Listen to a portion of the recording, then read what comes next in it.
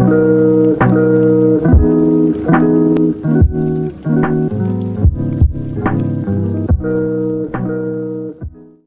right, folks, and welcome back to another edition of Casting Conflicts here. And of course, as always, we bring you the quick leaderboard, a recap to catch you up to speed on what happened or what has happened so far throughout the series. And this time, joined not by Slasher, but we've got Tweakin returning to the casting booth for season 2. How are you, my friend?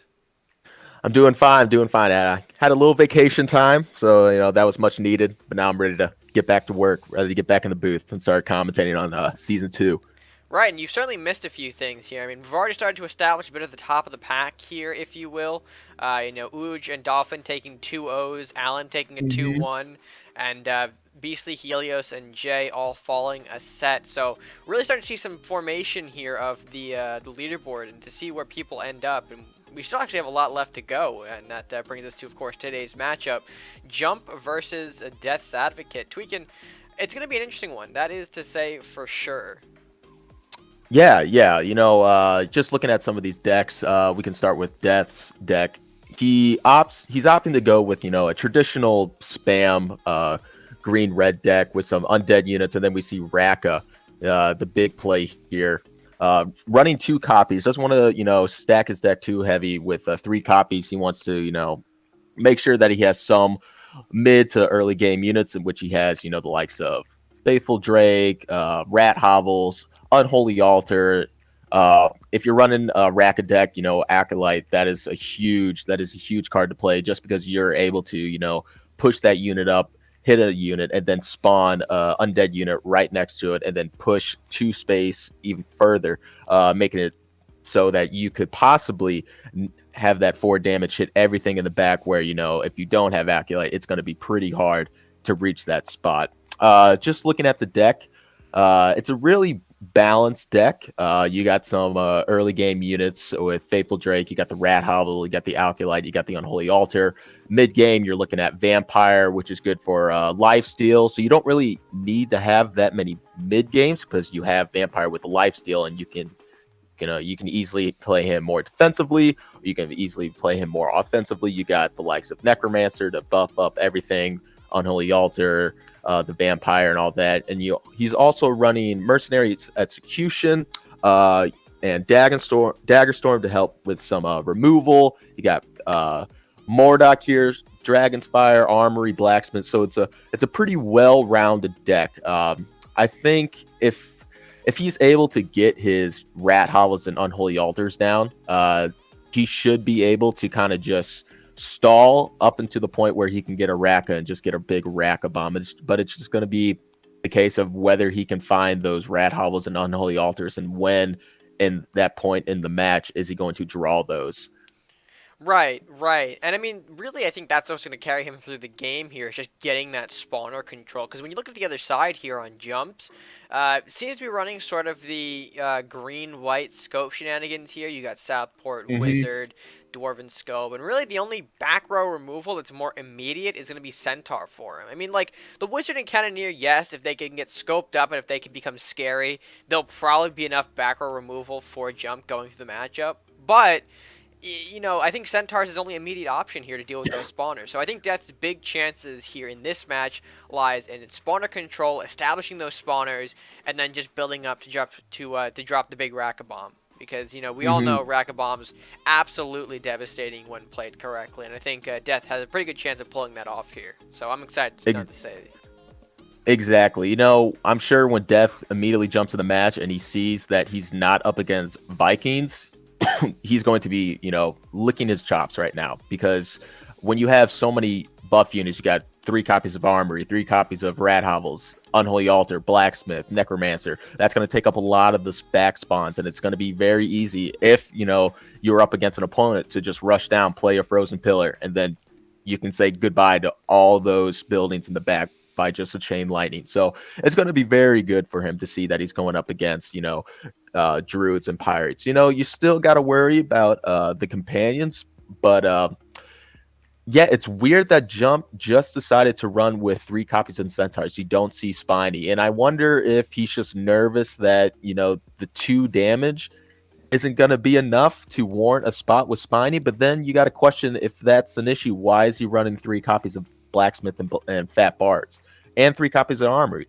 If you have those 3 copies, why not run in that extra 3 copies of Spiny? Um, I mean, that might be the case. That might Instead be the of case. maybe. With you do have to remember we have a sideboard option here in place, and Mhm. we can easily probably see Jump maybe tech in the Spiny, realizing he's going up against all this kind of spawner shenanigans from Death. Right. So we have yet to really see if Jump really is carrying something like a Spiny or other back row answers that we're just not seeing here in sort of his main deck. Right. Just taking a quick glance at his at the main deck, it's just glaring to me that this is a rush heavy deck. I mean, you got Lumberjack, Salahar Rider, Elvish Thief. You got four. You got what? 3, 6, 9. You got 11 2 cost units with Blacksmith Armory, Fat Bart that can easily become out of hand. You got the One-Eye Maddies. You got the Rad Hovels, and the more interesting thing is his highest card is only 7 cost gold. Yeah. The Swordsman. That's going to be his big answer to counter all these spawners. If he gets that Swordsman Rampage with having some buffs down with the Armory Blacksmith that far, if he's able to push that and get that in, it's going to be very hard for Death Advocate to get rid of that unless he is holding on to that Mercenary's Execution. So it's going to be interesting to see um, what he's going to use that Mercenary's Execution on, whether it's going to be, the Cannoneer with the scope or, the Dancing Swords with the scope. So that's got to be very careful not to, just waste those Mercenaries' Execution because, outside of that, he's only got Dagger Storm, which, it's completely random where that goes. You got Blue Firebolt that only does 4 damage and Dragon's Fire. So if, your whole turn is a Blue Firebolt and Dragon's Fire, that's 7 death and that's 7 damage. And if he has 1 armory down, that's not going to be enough to kill a swordsman. So he's got to be very careful when to use that Mercenary's Execution. My prediction for this game, depending on which screen we're watching, and I think if Jump is able to high roll and get a Rat Hovel down plus one of, if not 2 buffs early, I think he can potentially just rush down Death's Advocate's throat and just swarm him. I think Death has the advantage late game with Raka. If he gets a Raka off, I think it's going to be pretty devastating for Jump. But I just think that Jump is going to come out hot and heavy Right. early with just the abundance of low level cards. It's going to if somehow he high rolls into 2 Southports and a Dwarven Scope, which I don't see happening with the amount of low level cards here. He's gonna have an option every single turn, and I can't say the same for Death's Advocate. Right. He's got a lot of mid late game where Jump is heavily invested into the early game. So, and it's gonna be weird if Jump has a lot of options, and the benefit of running Druids is that call for aid. So Yeah. that 3 copies of Call of Aid, that's essentially 6 Northland's Rangers at a discount price. And just tack on the armories and the blacksmith. Those are going to be very difficult to manage, even with a spam deck. It's going to be very hard. So it's going to be a quite interesting match. I can't wait to see what these 2 players have for us. Right, right. And before we get into the matchup, I'll throw out my quick prediction, similar to on the lines of you said. I really think it comes down to who establishes their board first, that gets that early aggression, that early dominance. And I think whoever establishes that is just going to have a lot of control going throughout the match, and whoever gets that will come out on top. And I think, I got to say I'm giving it more to Jump just because of the abundance of stuff, like you mentioned, in his deck. But only one way we can find out if that actually holds true. What do you say we jump right into match number 1 and see how these players do? Let's do it. In and out. All right, folks, and we're back to the battlefield here as we're jumping right into the first game. And Jump opening up, like we predicted, a pretty or strong opening hand here. He's got the beautiful 2-3-4 curve here, and he's already off to the races. It's going to be a great start for him.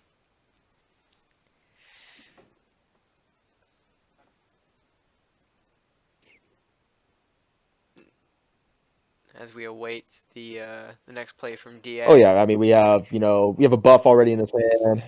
We have Oversteve. Oh, we got a little rat hovel here. Yeah. Yep.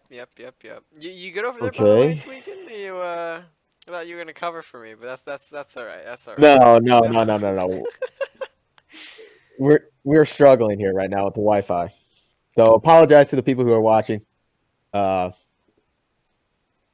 Well, it's gonna be rough for this first game, well, unfortunately. But he'll we're gonna get there. Oh, we'll get through it here. So obviously, it looks like Reaper going to start off strong, or I should just say DA, with the Hovel. Going to be a great card to diverge the Salahar Rider a bit. As you see, it's getting pushed up there. Jump wants it alive, so probably going to maybe put DA on the idea that this could be a last will. Although I think I think he knows what this deck is actually, since lists are more public to the roster.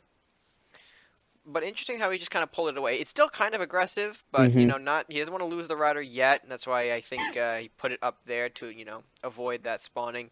Daggerstorm gonna hit the board though, and a perfect spread there. The 2-1 on the thief and rider respectively here. Although rat does fall as well to the trade, so not bad. Looks like a clean board otherwise, other than the rat hovel in the back. I think Jump's gonna set up the blacksmith. There's no other play that he can really afford to do right now. Curious if he's going to go aggressive with it just to get Right, a and that was clear from the probably centaur. the You go ahead. yeah. I mean, you got a clear board, so it doesn't really matter where you decide to put that blacksmith. You could use it just to launch a centaur, just in case DA does have another Right. Looks like DA rat turning him howl down off, if he puts though. it down, Yep. or an unholy altar. But using the fear, we're probably going to see a rat. Something along those lines, I assume. Oh, there it is. Bottom hovel, baby. So this is what we were gonna do, or this is what I was talking about earlier Yeah. as well. Like now we're seeing DA really start to accumulate a bit of a board presence here. The double spawner is going to be problematic, especially since Jump's hand isn't looking too strong. He does have an out in terms of a Centaur Bestial Rage play here, but the question is, can he get it to the opponent's side for that to happen? That's another thing that DA could be, weary of. Centaur coming in, doing some damage like that. But we'll see. We'll see if he opens up for it. Looks like he's going to take a Shaman draw for the turn. That seems fine. We know that he's got some cards in his deck that he probably wants to look for. Things like, Necro, Altar, maybe another Rat Hovel to seal the deal, or Global Buffs in general. Those could be what Hmm. he's hunting for. We'll see, though, if he decides to set up for the Hovel removal here. Oh, looks like he is. He is going to Yeah. open up for him. This is big for Jump. He can hopefully now use that Centaur Bestial Rage combo You're that we gonna have pointed to out. take it. You're I gonna have to take it if think you're he Jim. does. He risks Yeah, you're gonna have losing. to take it. He risks losing the swords and Centaur, but it's something that he has to take. We'll see if he Yeah. interacts with the rat Yeah, you first, can't though. let, in a spawn heavy deck, you can't allow those hobbles to stay there. Yeah, you need to take out those buildings as fast as possible. And unfortunately, he's going to have to waste a Bestial Rage with the Centaur. But I mean, hey, that's still, a commanding position for Jump here. You leave the 8-3 on board, which requires the attention of that Shaman, and the Centaur in the back as well. It At the end of demands the an day, it option. is right. At the end of the day, that's two less spawners to worry about, and they are without a doubt way better than the Unholy Altars. Uh, Right, right. I do think that was the correct play here. We'll see how DA responds, though. He's got... Okay, the Drake, so let's clean up the Centaur here. Looks like DA can shut down most of Jump's offense, it looks like, in this first game. We'll see Drake trade there. I mean, at least he's actually connecting and, trading and not just, having units survive here. ooh, Oh, another Centaur pickup. That's absolutely gonna, massive. gonna, yep, gonna have to take out that other Unholy Altar, or that Unholy Altar. A Jump has to be a little bit careful about, making sure that he doesn't waste his entire hand. A Dragonfire here could be absolutely devastating to Jump. Oh, and you Oh god. speak it so it happens. The Oh caster's god. curse, baby.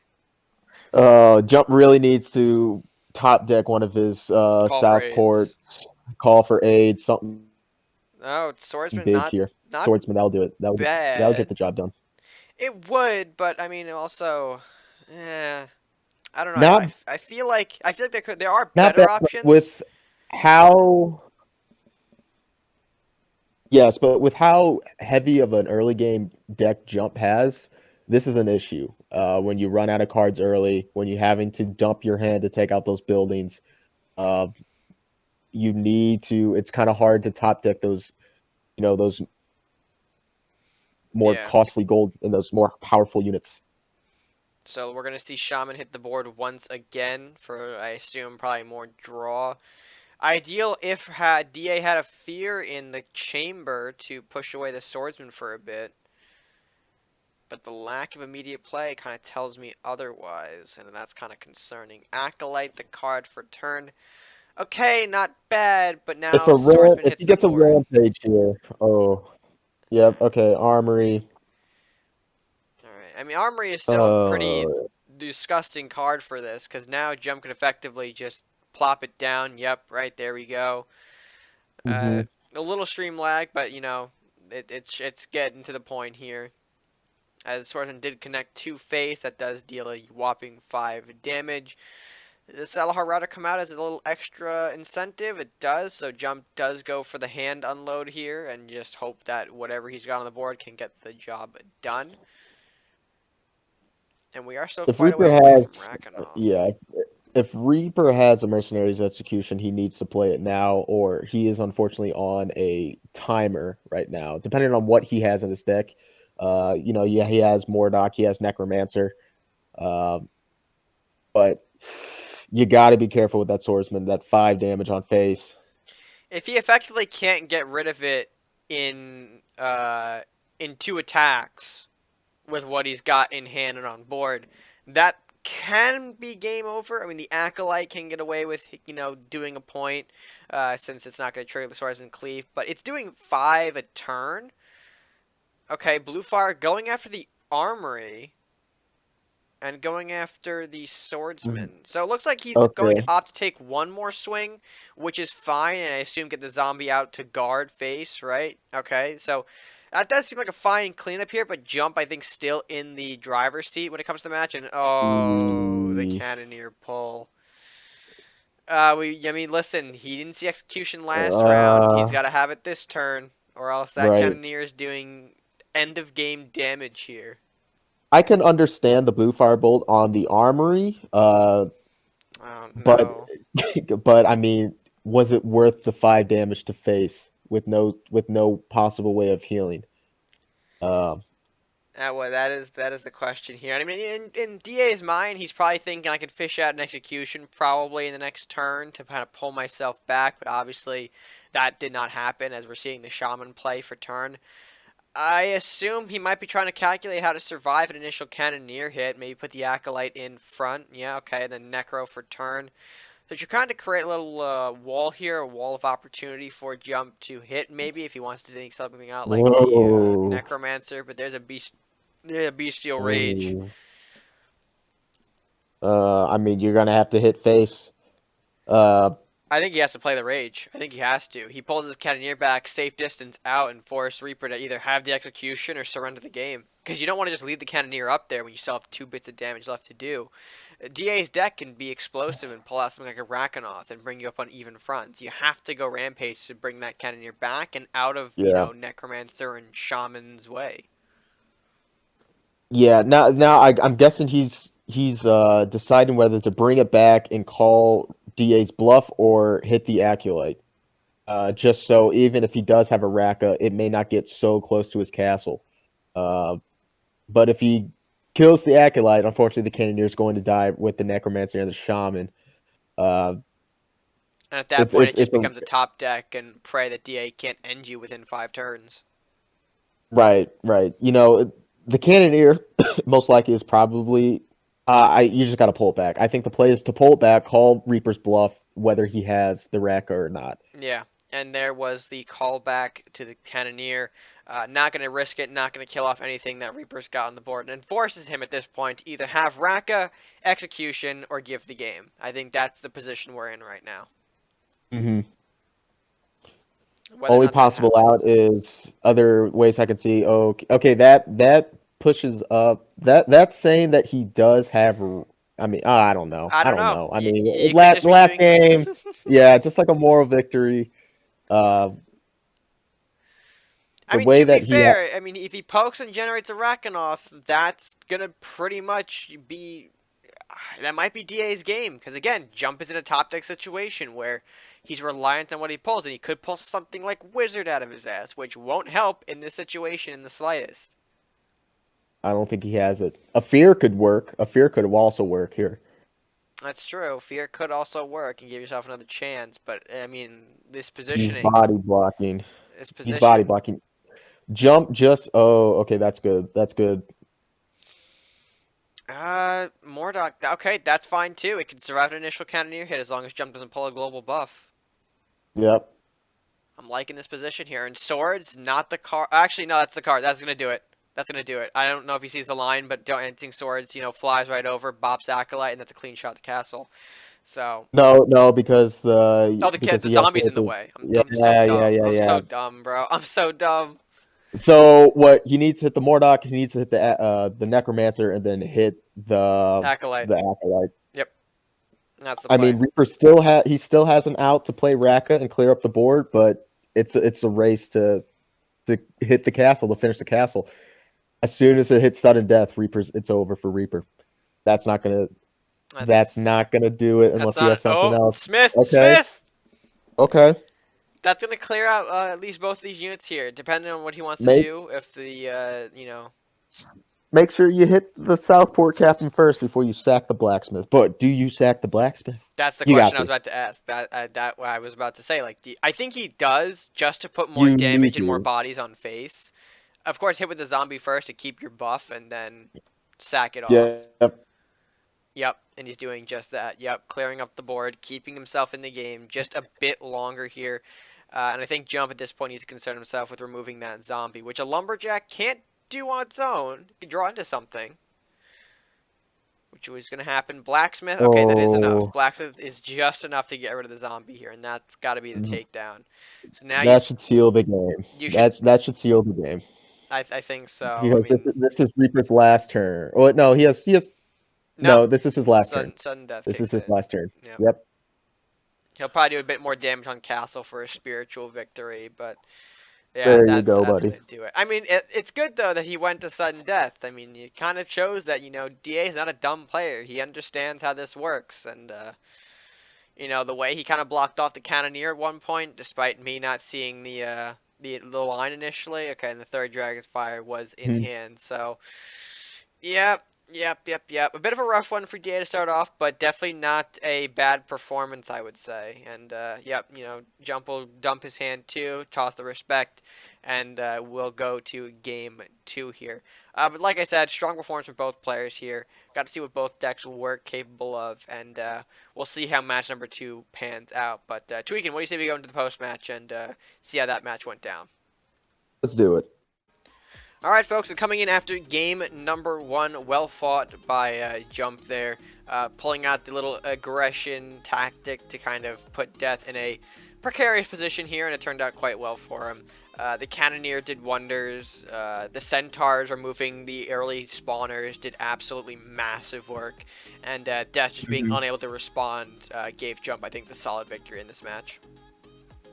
Yeah. It was complete control on Jump's part early game, and Death just when it came down to early game, I mean late game, and he was needing a way to remove that Cannoneer. He just couldn't find it. Right. So, a great match 1 for both competitors here, but let's go ahead, jump into match 2, and see what both these players bring to the table. All right, Wi-Fi, All let me down. right. We're back, folks, to match number 2 here. And, of course, it looks like we're going to see a run back of the same matchup here. I assume probably both players made sideboard adjustments in the downtime between the matches. to, of course, properly answer one another. And we'll see Jump. He's back on the same strong start as ever here. He's got a Hovel. He's got a Centaur. Blacksmith, Dwarven Scope for when he gets the Cannoneer. If I was Reaper, I would have made some changes to maybe throw in some more mid to low game units and play a little bit more defensively. Now that you know how easy it is for Jump to just waste his hand. We'll see if So that reigns true, though. I mean, this matchup here it's got a strong start, but for Jump right now, it doesn't have to warrant any sort of big aggression. And Daggerstorm landing perfectly there, hitting the Drake twice, Rat once, beautiful takedown there. Assume Bard might come out to keep that Drake alive a little bit longer. Jump still has to play with some type of aggression because if he waits too long and Reaper is able to play that Raka on his own time, he could take out every single building, all the blacksmith, the bards, and the armories. So Jump can't play too cautious. So he needs to be a little bit more aggressive than Reaper does. Reaper Right. can play a little bit more slowly, but we're probably going to see a Centaur take that out. Oh wait, no, Fat Bard, my bad. Unfortunately, he can't take that out right away. Yeah, the Bard upkeep doing some good work, but still a bit of a risky play to kind of go a little bit slower with the altar. We are gonna, he is gonna lose things like the weak and faithful Drake, but this is what Reaper kind of wanted Jump to stay off of. Pushing in this early aggression here before he's got the setup time. And now he's just looking at a bunch of different bodies coming down his face that he can't really respond to properly. He's already used two Right. fears. I mean, a Dragon's Fire could change things up big time, but we're not in that territory yet. Blue Fire does come down. I assume it hit the Hovel. Yep, okay. Stream delay does kick in for a minute there, but yes, the Hovel has been removed, which is a good start. Mm-hmm. I'm thinking, though, what else can we see for Uh, 2 golds? Not much. I don't like that, because now Centaur has some free reign of the board here. Granted, a Centaur being played now opens up a fat Dragon's Fire opportunity, turn 6. But again, that's if, DA's got it. But if you're Jump here, do you risk taking the Centaur kill? And I think he is going to, nullifying my question. looks But like I it mean, is. do you think that was the right move for him? Uh, it's hard. It's hard. Because a Dragon's Fire is always lurking, and you risk of losing a Fat Bard and a Blacksmith. If a Dragonfire does come down, which it does. So now Jump can play a Southport Captain along with a Blacksmith, Dwarven Scope, Bestial Rage. He's got a Lumberjack too. So I think it was, the best move to take out that spawner and keep the Blacksmith alive. Just keep that extra buff because that can't come in handy late game. Right, but that Dragon's Fire, I will say though, did do some big work in kind of evening out the game a little bit here. A lot of Jump's offense in the early, and just early presence in general was just deleted in those last 2 turns. Between the Blue Fire to the Hovel and that big Dragon's Fire last turn.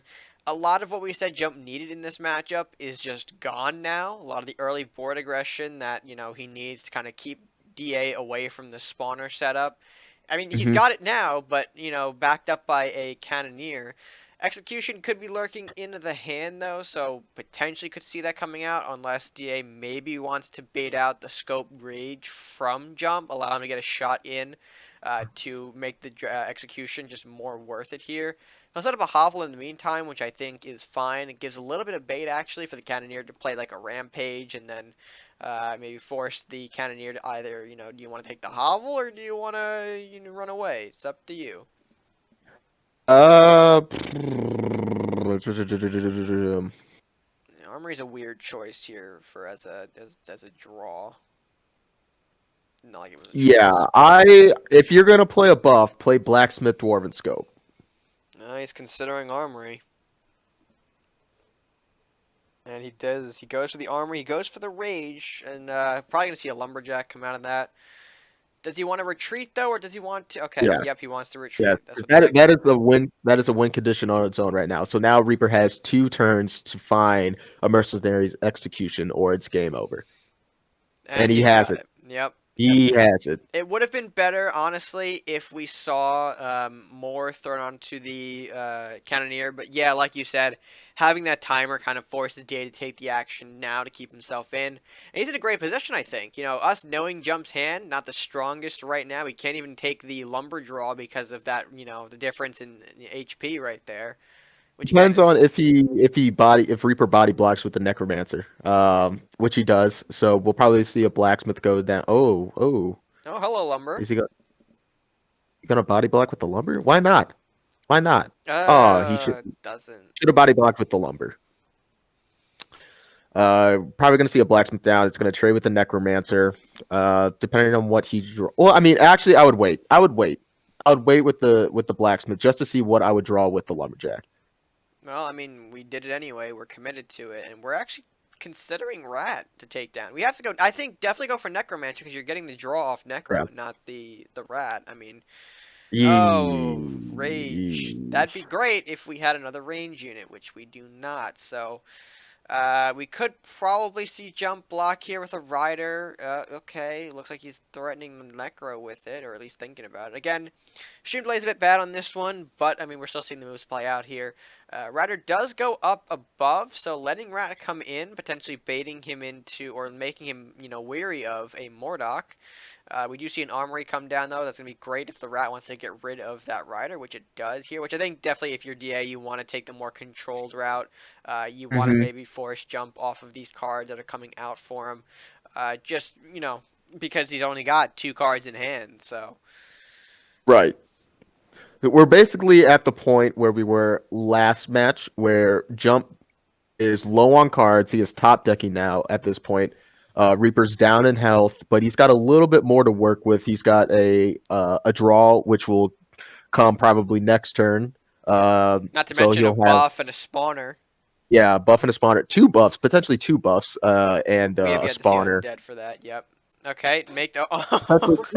Potentially 3 buffs now. Uh, Not where we want to see the damage go, unfortunately. 'Cause yeah, of course, that does yeah. mean a weaker castle for sudden death. Jump probably happy about that. Not happy about the Maddie though, because that's not an immediate answer to what's coming down. I mean, it can kill off the rat, but Pyromancer. Okay, again, not the worst, but that is an easy target for a blue fire potentially. Yeah. I think he's got to trade with the rat so you don't give the lumber draw as a possibility. Yep, yep. You don't. I just think you let the 2 damage come in. It's only 2, and you Yeah. hold him off the draw here. I think Now he does still have all. Does he? He still has 2 companions, and that could easily win the game right here. If he draws those 2 companions and Reaper doesn't body block, that's 5 damage on face. But I want to say Reaper is smarter. Okay. Now this is an issue here. for who? This is an issue for Jump. For Jump. Yeah, Uh, we need to find a way to kill that Mordok. you need an Uh, answer, and right now nothing on this board is. I mean, you could do a funny scope rampage pyro, you but need a swordsman. that doesn't get. Uh, Swordsman rampage. Swordsman rampage. oh, another Yikes. range. Nope. Yikes. Nope. So this is when This is when we we cry. panic. This. This is when we cry and we say we were so close. But we you know we were so far. So now, yeah. So I think you have to like body block here. You do a little bit of fun damage. You get the wizard out in the back maybe to kind of pivot DA off of face damage. But that's about it. I don't see anything else for Jump to really do in this matchup here, except just pray that Racket isn't sitting in the 4 cards that DA is gonna have in hand. hmm even if DA doesn't have rack up, Mordok is going to summon at least Oh, Mordok's gonna make people one. sad here. Mordok is Yeah, gonna at make least people one. sad, and by people we mean Jump. Yes, singular. He's gonna definitely feel this. God, a 6/5 Banshee. That's That's not just that, bro. terrifying to To be see. honest though, that could have been worse. That could have been a literal Bit of Ray. like Yeah. Could have been a raid. That's the last thing you want to see. No, there's the That rocket is anyway. no, my bad, my bad. That is the last thing you want to see. That isn't Followed by the raid. that isn't lethal, but it damn sure might as well be. And I Yeah, think Jump's gonna toss the yeah. surrender out. No way he can deal with a 7-10 with just a scope sitting in hand. Save the last Oh civilian. my word. What a match, bro. What an absolute match that was. Pretty similar to how match one went, but, just a little bit of fun role reversal there. So, Reaper does take game two. Again, very solid fashion here, except this time from DA. Uh, I think we just need to go to the post match to explain that one, Tweaking. So, what do you say we jump over that right now? Yeah, let's do it. All right, folks, in game number two, ending quite strong for DA here as he picks up the second game. In a pretty dominant fashion, the Rockonauts doing some fun work here, ultimately shutting down a lot of Jump's early offense with that big Dragon's Fire at the beginning. And, yeah, it just did not go well for Jump as the match progressed, putting him in like a top deck situation. And his draws, clearly didn't do much at all. I mean, very few units, if any, too weak to really benefit from a Dwarven Scope or the Bestial Rage, and just Mhm. unable to use those spells that were sitting in hand to really make any aggressive moves. It was basically a mere matchup of the first game, but the only difference was Death Advocate was able to find that Mercenary's Execution this game, and we can just see how well we saw how devastating just drawing that one card was, getting rid of that Southport. That's no, not Southport Cabin, but that Cannoneer, that Rampage Cannoneer, and then pretty much having Jump have no units in hand, basically no units on deck. And then at that point in time, it was just death's game to lose. Death's game to win. No, death's game to lose. Oh, I think I lost. I zoned out for a minute there, but I mean he did pick up the Yeah, win in the end, so yeah. that's good for him. You fucking lost me. Oh, yeah. All right, well, confusion aside, folks, we've got one more match to go. Game number 3. Who will take the set? Let's go ahead and find that out right now. All right, folks, and match number 3 underway here. We are, of course, seeing Jump bring out a different deck here. He does get the counter option, of course, in game number 3, and ultimately not looking like the best of starting hands for him in this one. Oh, that's a little bit better. Oh God, I can hear you. Ah! Oh, Jesus, tweaking. Okay, so yeah. Yeah, Okay, well, Lumberjack hit the board. You like that? yeah. It's a pretty common move, so that works for now. Yeah, Jump's hand Doesn't not have. looking the strongest, to be quite honest here. We're sitting with an Andrew and just drew Craxus for our opening draw. Not the Yeah, smoothest of pickups. he's got two draws though. He's got Lumberjack and Fear that he can work off of. So not the end of the world just yet. Oh, with the in the free pass too. That's love it. We're Love gonna it. pass right Love it. back. I mean, Witchbolt can't do a whole lot right now, and we don't want to give DA the Elvish Thief possibility here. We're probably gonna see a coin into Altar, I assume, because what? Okay, or Acolyte. Acolyte works too here. Assume that's gonna be Witch bolted down, but I mean, we'll give DA the card. That seems fine. Yeah, I would fear Witch Bolt. You think the draw is that important here? I mean, maybe you're I right. mean, I mean, Looking at the hand, I mean, you might be right about yeah, that one. I mean, as of right now, you just have Salahar Rider, Lumberjack, and Andrew. I mean, you're just waiting to play Andrew. Yeah, Uh, we're waiting for turn 5 here, and but actually, I would, thinking about it, Acolyte's not too dangerous right now. He only gets dangerous when you get closer to turn 10. You're probably more focused on Rat Hobbles, with that Witch Bolt, maybe an Armory. maybe, but you do have Uh, to respond to it if it gets to the point where, your last will units are in trouble before Andrew hits the board. right. Like, if Jump can't position, or if Jump doesn't feel like there's a great position for him to put his last will stuff, he's going to probably do, like, a Fear Witch Bolt, which he did play. We did see the Fear get played there. He pulls up a Flying Books, but I don't know. I have a feeling that Lumberjack might be the card he goes to for an even bigger Andrew setup. Or, okay, nope, he's going for Books. He's going for Books and making DA think he's on his favorite deck. Sarcasm. Yep. I mean, I think I think DA will pick up on it eventually, but right now he's probably seeing red right now. Not the biggest documented that he's not the biggest fan of no interaction stuff running around here, and I assume that's what he might think when he sees the deck. Interesting spread that he hits. He hits the lumberjack in the back. I think he wanted to get the rider on that one, but looks like the rider will get away. Lumberjack being brought out, and it looks like Andrew decides to grow even bigger today, despite lumberjack being lost. There's another one on the news side, so not too mad about that Yep. new jump. No, no. I mean, what you're really worried about is Mercenary's execution. I mean, you got to play Andrew at this point. Get that what That four 4/4, buff. that 4/4. Yep. Yeah. Unfortunately, doesn't hit the necro. If you did, you probably could have set up for a good hefty Dragon's Fire. Just gonna retreat the books. I mean, there's no point of handing a free zombie to Reaper. Right, right. But Andrew also positioned in a unusual spot. Not really fully committing to sending him down the face yet. Yeah, He might get a snipe off on the blacksmith if DA is not okay. Never mind. There goes blacksmith. yeah. I'm surprised Jump put it all the way up there and not at the front of his castle. Do we play lumberjack flying books and save the flame store for after Reaper plays some other things and compare it with the witch bolt? Well, it looks like we might see a flying book. I feel like we're probably going to definitely see lumber book because of course those lumbers are going to do a great job to buff up Andrew.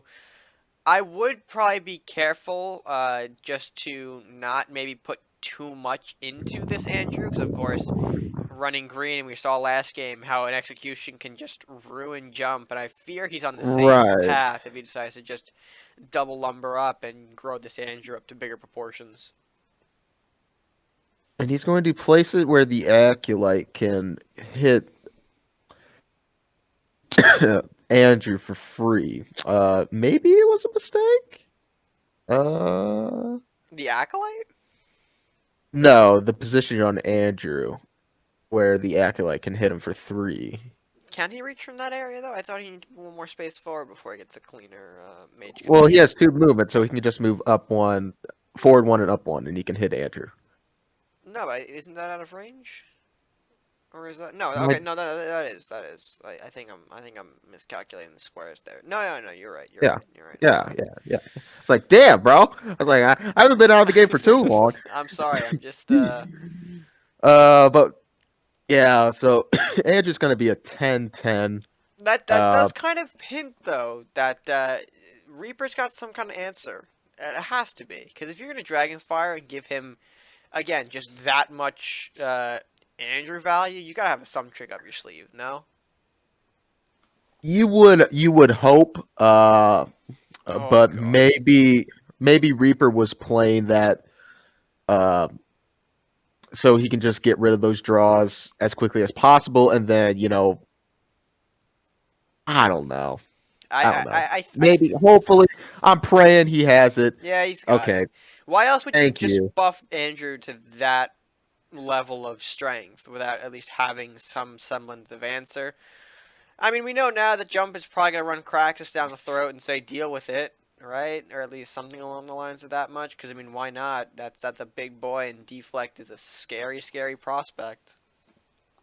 We are, and now we're in Raka range next turn with the 2 gold. Oh, we are. We have to be careful It, where we put it, things. We can't just rush that Kraxus too arbitrarily now. But Yeah, but unfortunately we have another Craxus in the back pocket. So yes, it will kill off the Craxus, and he'll probably trade with General.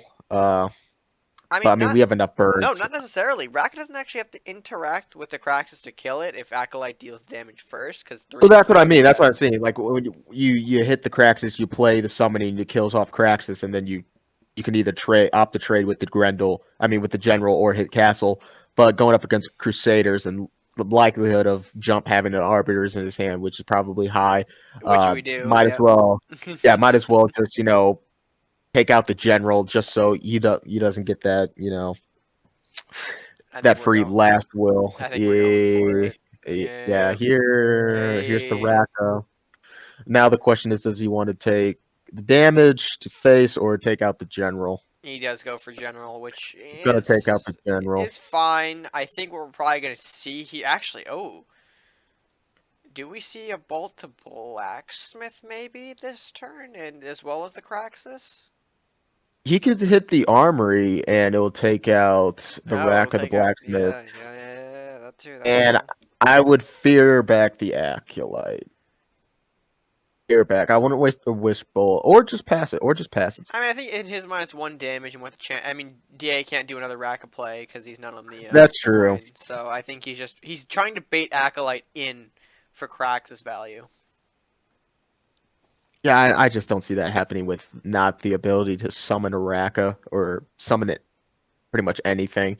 I mean, Acolyte it's a pretty key unit in a Raka deck, so I wouldn't be too aggressive with it when I don't have the ability to summon a Raka. So we have an Unholy Altar down. We have Oh, oh god, spawner Flamestorm value. party. Yeah, Flamestorm value is just increasing by the turn. Yep. We'll probably see at least one of those pop off, or the only one pop off, and then maybe actually, do we do it now, or do I we set up would Craxus and I maybe like would bolt the wait. armory? Yeah, I would wait. Yes, you can play the Flamestorm and damage all the buildings, but I mean, you're not killing any of the buildings. Um, so what's the point of playing a Flamestorm if you're only killing the Acolyte? I would wait to see if I can't draw another Flamestorm and pretty much completely wipe out the board. Um, But question here, do just- you take the initiative to bolt the armory down to prevent some of these units coming out from DA to get any sort of small value off the buffs? Or do you just if pass I, and say like, hey, I'll just use this when I have, big burn turn next time?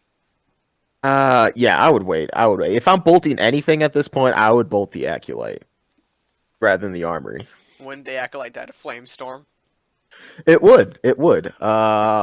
But if you're not going to play Flamestorm this turn and you want to keep it for the buildings, I'd rather not have Reaper have the ability to increase Raka's range. I would rather have him just be able to play that Raka from the spawner rather than pushing up the Acolyte, hitting the Craxus, and then pushing the Raka basically one space in front of my castle, hitting face, and then now having me choose to pretty much play Arbiter and having to sack the Arbiter into the Raka as long as my Craxus. So does he have both Rakas in his hand? No, No, I don't no, think so. he doesn't. And I think Dragon's Fire could do some dangerous work here. Hell, you don't even need the Flamestorm at this point, I think. Okay, Daggerstorm is actually... Yeah. Daggerstorm is fine. Oh, that's a Ooh. problem now. That's a problem now. That Necro Okay. ensures the survival of the zombies.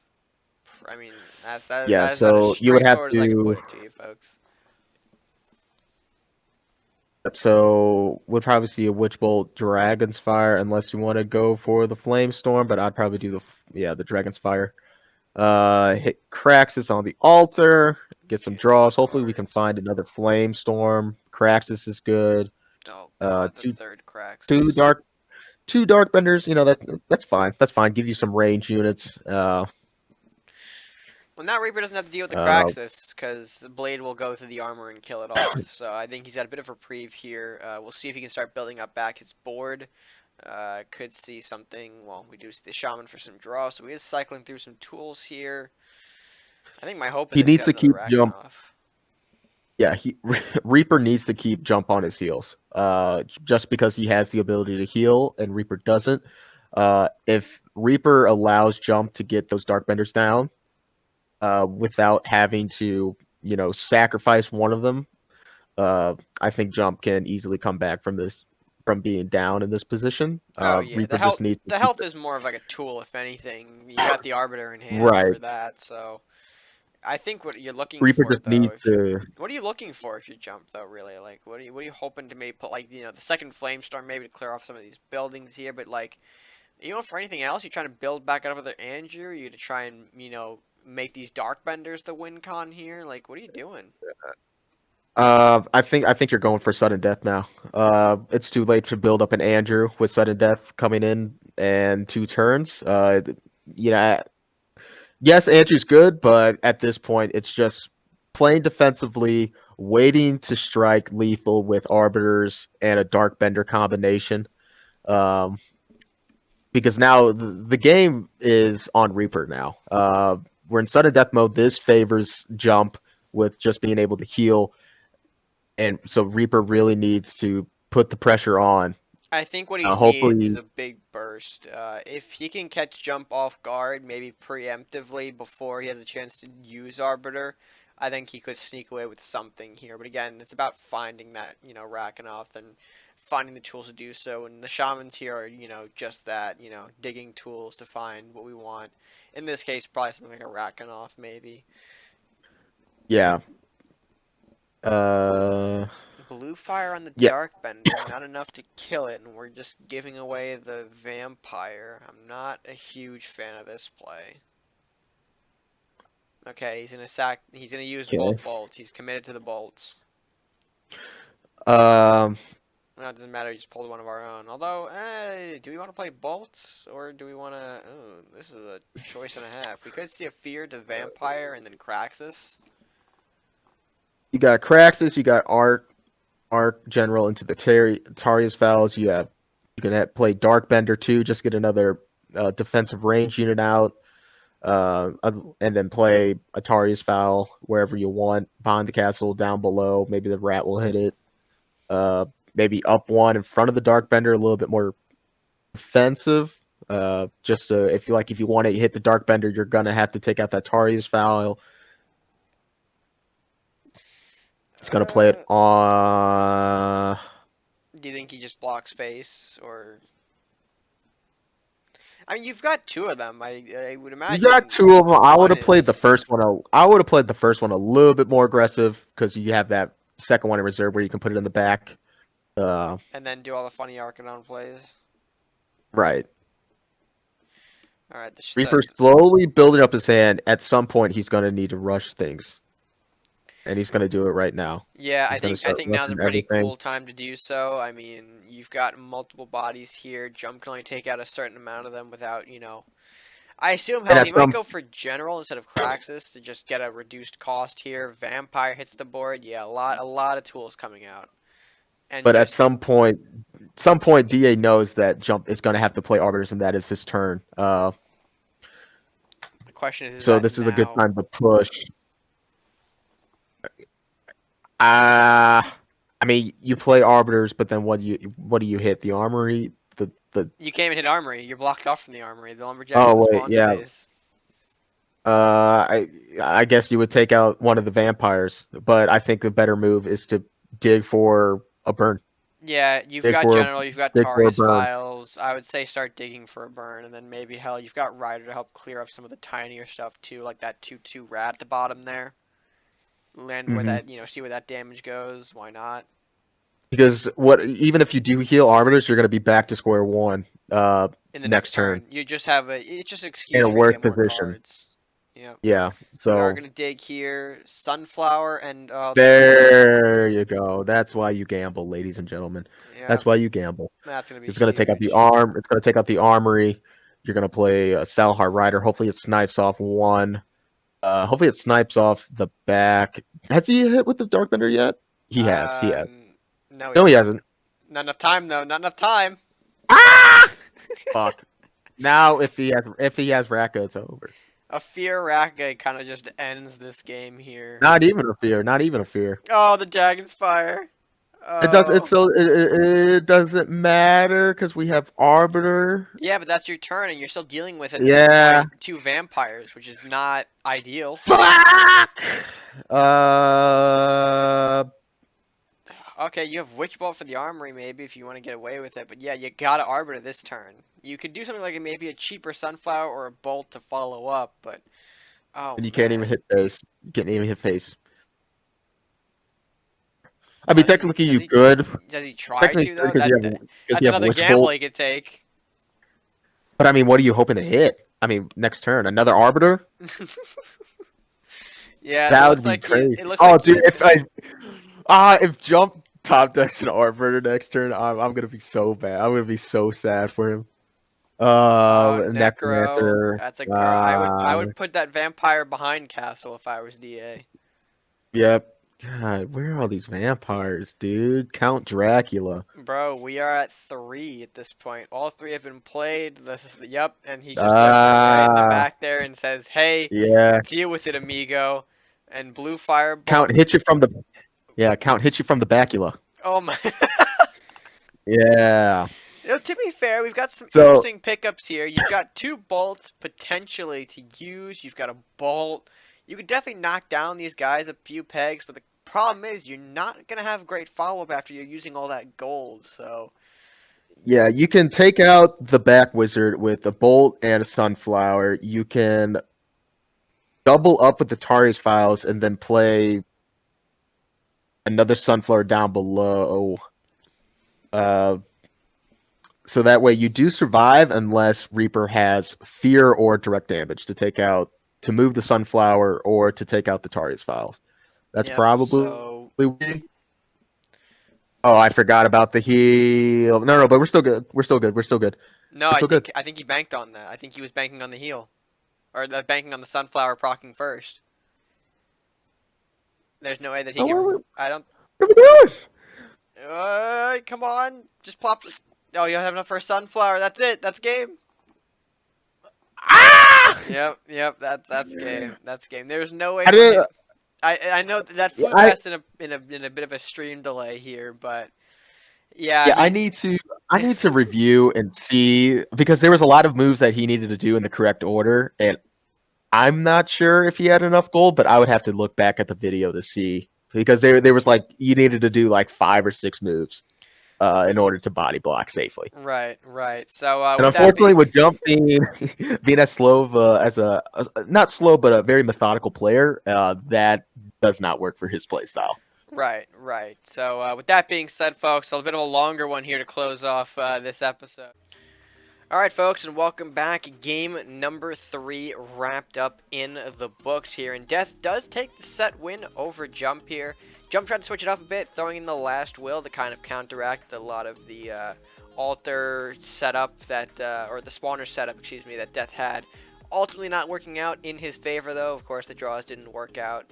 And, of course, with things like vampires coming down in the end of the game there, Jump had no way of dealing with that effectively, in my opinion. I don't know if you agree on that. Yeah, I mean he had plenty of burns throughout the game, but at the end it was just too much. Throughout the game, momentum was swinging from both sides. When Jump played the double flame storm, I thought he could come back from that. Um, but then Death was able to draw 2 more vampires, and at that point, Jump pretty much wasted away all his burns already on the Aculi, the buildings. So it was just ended up being just too much for Jump to handle, unfortunately. Right.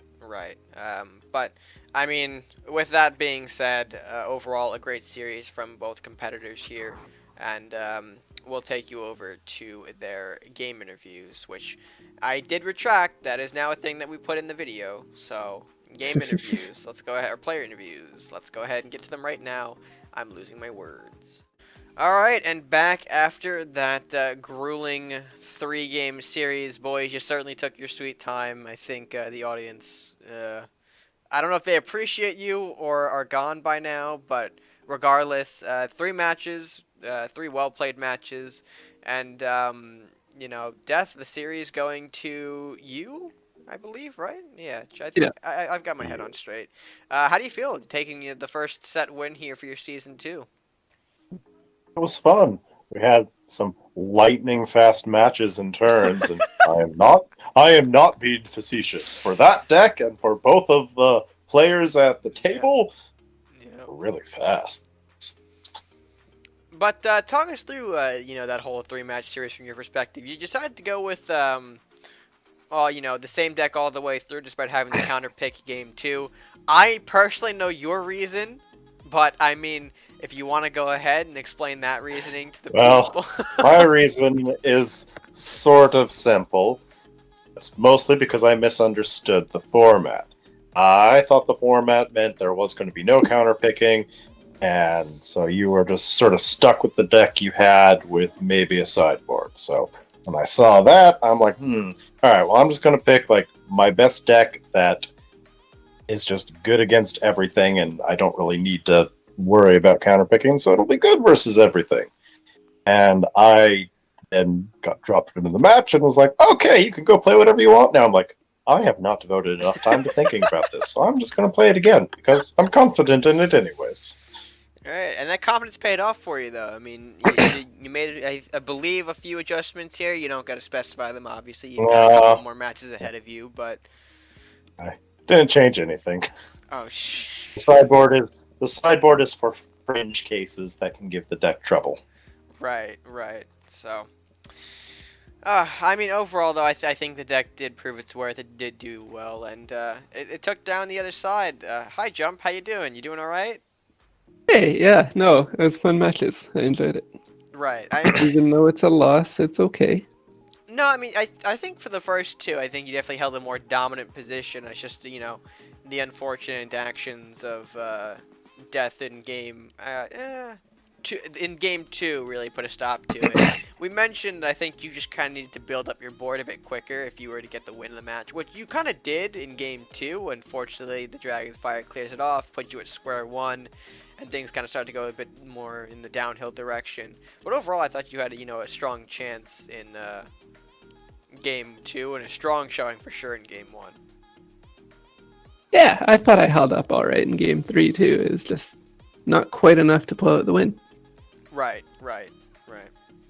But do you want to talk us about that choice, by the way? I guess the yeah. so I'm not the direction that most people assume nowadays, but I mean, go ahead.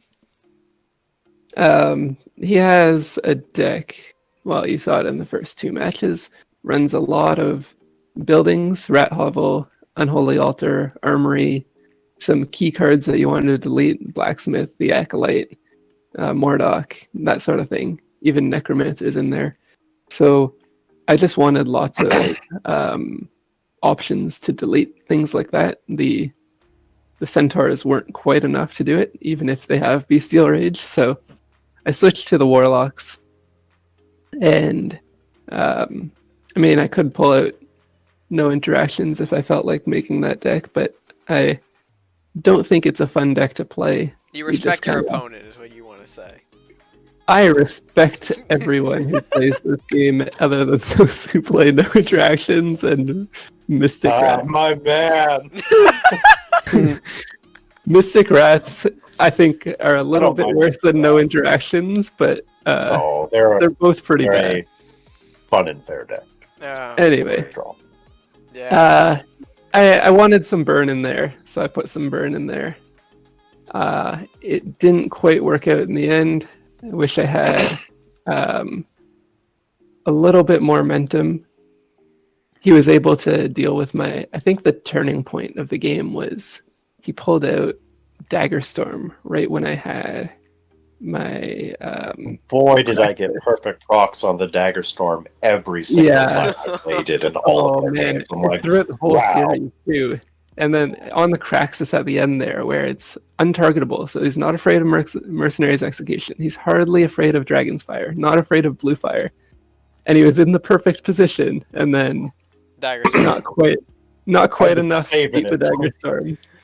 I've been saving it. So yeah, it was well played, and it worked out well. I don't know. I don't got too much to say. Right, and that's fair. But I mean, just because you don't have much to say, Tweakin', you got anything for these guys before we close it out to the leaderboard?